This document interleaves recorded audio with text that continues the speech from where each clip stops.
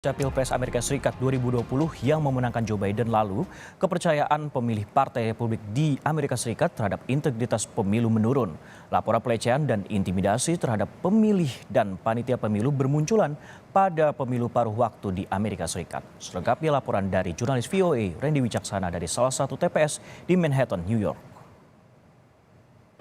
Saat ini saya berada di salah satu tempat pemungutan suara di kawasan Manhattan, kota New York dalam rangka pemilihan paruh waktu yang puncaknya berlangsung pada hari Selasa 8 November 2022. Keamanan atau security menjadi salah satu isu yang lebih diwaspadai pada pemilihan kali ini.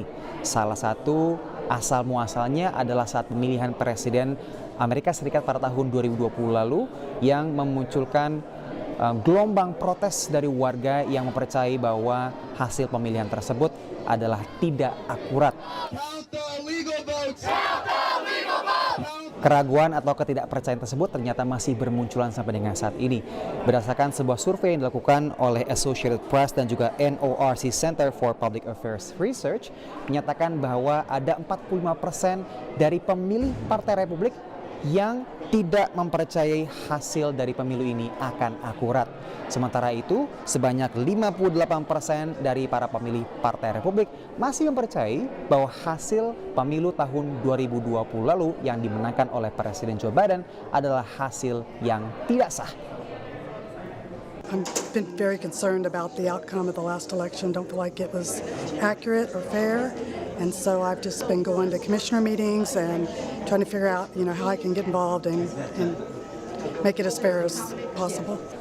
Pemirsa, skeptisisme warga Amerika Serikat terhadap pemilihan paruh waktu diarahkan terhadap beberapa metode atau prosedur pemilihan, mulai dari surat pos atau pemilihan lewat elektronik atau voting machines. Meski sejak pemilu tahun 2016, Kongres telah mengalokasikan dana sebesar 900 juta dolar Amerika Serikat yang disebarkan kepada seluruh negara bagian di Amerika Serikat untuk memperkuat kapabilitas ketahanan siber mereka untuk mencegah adanya aksi hacking dari pihak ketiga saat pemilihan dilakukan.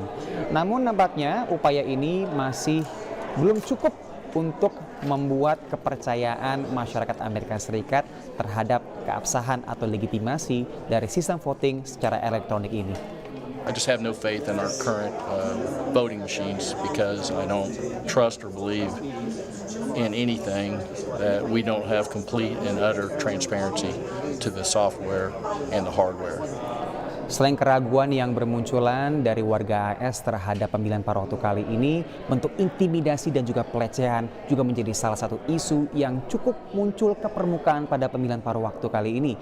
Misalnya saja, pada akhir Oktober lalu, ada 2 orang bersenjata yang berkeliaran di sebuah tempat pemungutan suara di Maricopa County, Arizona. Mereka diduga hendak mengintimidasi para pemilih.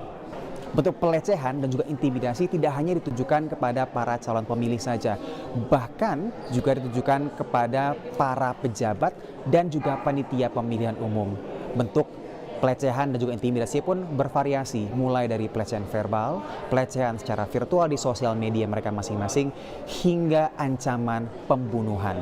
Sebuah survei yang dilakukan oleh Fakultas Hukum New York University menyatakan bahwa 1 dari 5 pejabat pemilihan umum menyatakan kemungkinan tidak akan ikut serta kembali dalam pemilihan umum pada tahun 2024 mendatang.